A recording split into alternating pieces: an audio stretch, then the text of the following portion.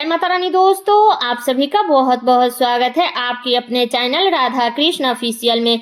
उम्मीद करती हूँ आप लोग बहुत अच्छे होंगे। तो ये बताने के लिए कमेंट बॉक्स में जय श्री विष्णु जरूर लिखिएगा। तो चलिए दोस्तों, आज हम सुनेंगे कार्तिक महात्म्य का 11वां अध्याय और साथ ही में सुनेंगे कार्तिक स्नान की कथा। तो आप लोगों से निवेदन है कि आप लोग कार्तिक महात्म्य को सुनने के बाद में आप लोग कार्तिक स्नान की कथा जरूर सुनिएगा।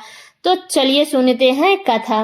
तो कल जैसे आप लोगों ने सुना कि सागर पुत्र जलंधर का विवाह वृंदा नामक कन्या के साथ में बहुत ही धूमधाम से हुआ और वो जलंधर दैत्यों का राजा बन बैठा। आगे की कथा सुनेंगे।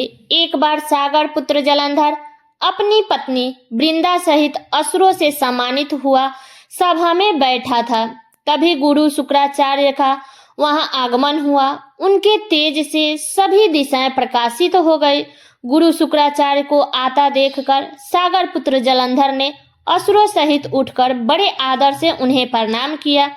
गुरु शुक्राचार्य ने उन सबको आशीर्वाद दिया। फिर जलंधर ने उन्हें एक दिव्य आसन पर बैठाकर स्वयं भी आसन ग्रहण किया। फिर सागर पुत्र जलंधर ने उनसे विनम्रता पूर्वक पूछा, हे गुरुजी, आप हमें यह बताने की कृपा करें कि राहु का सिर किसने काटा था। इस पर दैत्यों के गुरु शुक्राचार्य ने विरोचन पुत्र हिरण्यकश्यपु और उसके धर्मात्मा पौत्र का परिचय देकर देवताओं और असुरों द्वारा समुद्र मंथन की कथा संक्षेप में सुनाते हुए बताया कि जब समुद्र मंथन से अमृत निकला तो उस समय देव रूपी बनकर राहु भी पीने बैठ गया। इस पर इंद्र के पक्षपति भगवान विष्णु ने राहु का सिर काट डाला। अपने गुरु के मुख से इस प्रकार के वचन सुनकर जलंधर को क्रोध की सीमा न रही।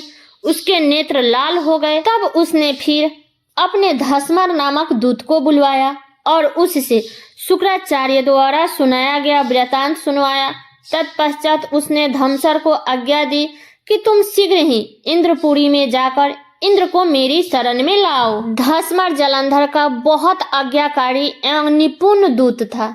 वह जल्द ही इंद्र के सुधर्मा नामक सभा में जा पहुंचा और जलंधर के शब्द में इंद्र से बोला, हे देवता धाम, तुमने समुद्र का मंथन क्यों किया और मेरे पिता के समस्त रत्नों को क्यों ले लिया?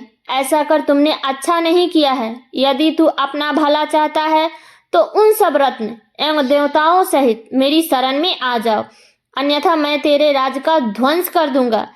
इसमें कुछ भी मिथ्या नहीं है। इंद्र बहुत विस्मत में हुआ और कहने लगा, पहले मेरे भय से सागर ने सब पर्वतों को अपनी कुक्ष में क्यों स्थान दिया और उसने मेरे शत्रु दैत्यों की क्यों रक्षा की? इस कारण मैंने उनके सब रत्न हरण किए हैं। मेरा द्रोही सुखी नहीं रह सकता, इसमें संदेह नहीं है। इंद्र की ऐसी बात सुनकर वह दूत शीघ्र ही जलंधर के पास आया और सब बातें कह सुनाई। उसे सुनते ही दैत्य क्रोध के मारे अपना होठ फड़फड़ाने लगा और देवताओं पर विजय प्राप्त करने के लिए उसने उद्योग आरंभ किया। फिर तो सब दिशाओं पाताल से करोड़ों दो दैत्य उसके पास आने लगे। सुम निशुम आदि करोड़ों सेनापतियों के साथ जलंधर इंद्र से युद्ध करने लगा। शीघ्र ही इंद्र के नंदन वन से उसने अपनी सेना उतार दी। वीरों की शंख ध्वनि और गर्जना से इंद्रपुरी गूंज उठी। अमरावती छोड़ देवता उसने युद्ध करने चले। भयानक मार काट हुई। असुरों के गुरु आचार्य शुक्रा अपने मृत संजीवनी विद्या से और देव गुरु बृहस्पति द्रोणागिरी से औषधि लाकर जिलाते रहे। इस पर जलंधर ने क्रोधित होकर कहा कि मेरे हाथ से मरे हुए देवता जी कैसे जाते हैं? जिलाने वाली विद्या तो आपके पास है। इस पर शुक्राचार्य जी ने देव गुरु द्वारा द्रोणाचार्य से औषधि लाकर देवताओं को जिलाने की बात कह दी।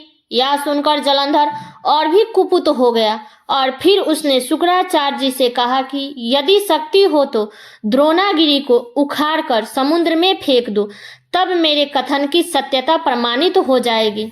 इस पर जलंधर कुपित होकर के जल्द ही द्रोणागिरी को पर्वत के पास पहुंचा और अपनी भुजाओं से पकड़कर द्रोणागिरी पर्वत को उखाड़कर समुद्र में फेंक दिया। यह तो भगवान शंकर का तेज था, इसमें जलंधर की कोई विचित्रता नहीं थी। तत्पश्चात यह सागर पुत्र युद्ध भूमि में आकर बड़े तीव्र गति से देवताओं का संहार करने लगा। जब द्रोणाचार्य जी औषधि लेने गए तो द्रोणाचल को उखड़ा हुआ सुन पाया। वह भयभीत होकर देवताओं के पास आए और कहा कि युद्ध बंद कर दो, तब जलंधर को अब नहीं जीत सकोगे। पहले इंद्र ने शिव जी का अपमान किया था। यह सुन देवता युद्ध में जय की आशा त्याग कर इधर उधर भाग गए। सिंधु सुत निर्भय हो अमरवंती में घुस गया। इंद्र आदि सब देवताओं ने गुफाओं में शरण ले ली। तो ये थी कार्तिक महात्म्य का 11वां अध्याय। अब इसके आगे की कथा आप लोग अगले अध्याय में सुनिएगा। तो चलिए अब सुनते हैं कार्तिक स्नान की कथा। और दोस्तों, आप लोगों से एक छोटा सा रिक्वेस्ट है कि अगर आपको वीडियो पसंद आता है तो वीडियो को लाइक जरूर कर दीजिएगा। तो कार्तिक का जो महीना है वो महीना दान पुण्य करने के लिए, पवित्र नदियों में स्नान करने के लिए बड़ा ही श्रेष्ठ माना गया है। ऐसा कहा जाता है कि जो इंसान इस महीने में दान पुण्य करता है उसके सारे कष्ट का अंत हो जाता है और उसे सुख शांति और समृद्धि की प्राप्ति होती है। वैसे तो इस महीने के बारे में बहुत सारी कहानियां हैं, लेकिन एक कहानी काफी रोचक है जो हर किसी को जानना चाहिए। कहते हैं कि एक गांव में गरीब बुढ़िया रहती थी। उसका अपना सागा कोई नहीं था। वो दिन रात कान्हा जी की भक्ति में लीन रहती थी और रोज सुबह गंगा स्नान करने जाती थी। उस निर्धन बुढ़िया की भक्ति से भगवान कृष्ण बहुत ज्यादा खुश थे और वह खुद उसकी कुटिया की खिड़की पर एक कटोरी में खिचड़ी रखकर रोज चले जाते थे, जिसे कि वो बुढ़िया नहाकर आने के बाद खा लेती थी। बरसों तक ये सिलसिला चलता रहा, लेकिन उसकी पड़ोसन को इस बात की काफी जलन थी। एक दिन बुढ़िया नहाने गई थी और कृष्ण जी उसके घर की खिड़की पर खिचड़ी रख कर गए तो दुष्ट पड़ोसन ने वो खिचड़ी का कटोरा घर के पिछुआड़े फेंक दिया। जब वह बुढ़िया गंगा स्नान करने के बाद बुढ़िया घर लौटी तो उसे वहां कटोरा नहीं मिला। बुढ़िया बहुत दुखी हुई और भूखी ही रह गई।